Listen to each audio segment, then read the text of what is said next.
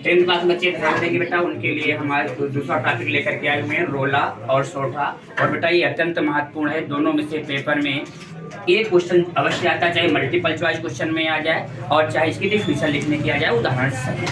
पहला है बेटा रोला क्या है, रोला किसे कहते हैं। रोला जो होता है बेटा यह 4 पंक्तियों वाला एक सममात्रिक छंद होता है।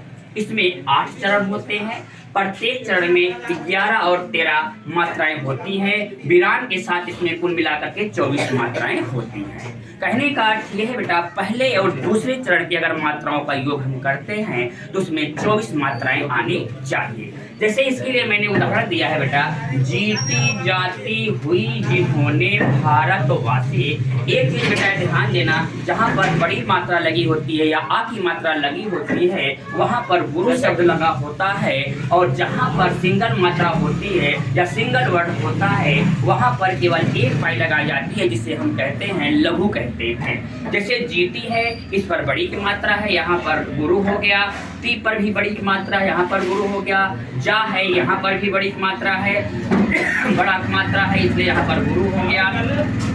हुई में बेटा एक पाई है और ये बड़ी की मात्रा है, इसलिए यहाँ पर 2 मात्रा हो गई। जिन्होंने, जा पे छोटी की मात्रा है, यहाँ पर एक वर्ड है इसलिए सिंगल हो गया। और फिर उन्होंने, हो पर 2 मात्रा है इसलिए यहाँ पर क्या हो गया, गुरु हो गया। और ने पे एक की मात्रा है, यहाँ पर गुरु हो गया। भा पे आ की मात्रा है इसलिए यहाँ पर गुरु हो गया।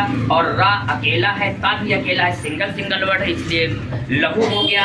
और वा पे आ की मात्रा है, यहाँ पर गुरु हो गया। और सा पे बड़ी की मात्रा है इसलिए यहाँ पर क्या चीज हो गया बेटा, आपका गुरु हो गया। इसलिए कुल मिलाकर के देखिए, जैसे 2 4 हो गया, 4 2 6 हो गया, 6 2 8 8 1 9 9 2 11। देखिए पहले में 11 मात्राएं हो गई और दूसरे में एक ये है 2 2 2 4 1 5 5 2 7 7 1 8 8 1 9 और 9 4 13 मात्राएं हो गई। कुल मिलाकर के 24 मात्राएं हो गई। और बेटा एक चीज ध्यान देना, जो रोला होता है इसके अंत में गुरु शब्द जरूर आता है, गुरु शब्द जरूर आता है। लेकिन जो बेटा हमारा सोठा होता है यह एक अर्ध सममात्रिक छंद होता है। इसके 4 चरण होते हैं। पहले और तीसरे चरण में 11 मात्राएं होती हैं। दूसरे और चौथे चरण में 13 मात्राएं होती हैं। लेकिन बेटा अगर आपसे क्वेश्चन पूछा जाता है कि सोठा और रोला की आप पहचान पेपर में कैसे करेंगे, तो अभी मैंने आपको बताया था कि बेटा जो रोला होता है इसके लास्ट में, अर्थात जो पहले और दूसरे चरण की मात्राएं होती है उसके लास्ट में गुरु शब्द अवश्य आता है। लेकिन जो हमारा सोठा होता है इसके जो पहले चरण और तीसरे चरण में चरण होते हैं उसके अंत में गुरु और लघु दोनों शब्द आते हैं। जैसे आपके सामने में लिखा है, यही सुमिरत सिद्धि होए गणनायक करिवर बदन। देखिए बेटा एक मात्रा इस पर, एक मात्रा इस पर है, एक मात्रा ये है, एक है सिंगल वर्ड है, एक है 2 यहाँ पर है और ये एक है। देखो ये पहला चरण है, इसके लास्ट में क्या है, गुरु है और ये लघु है।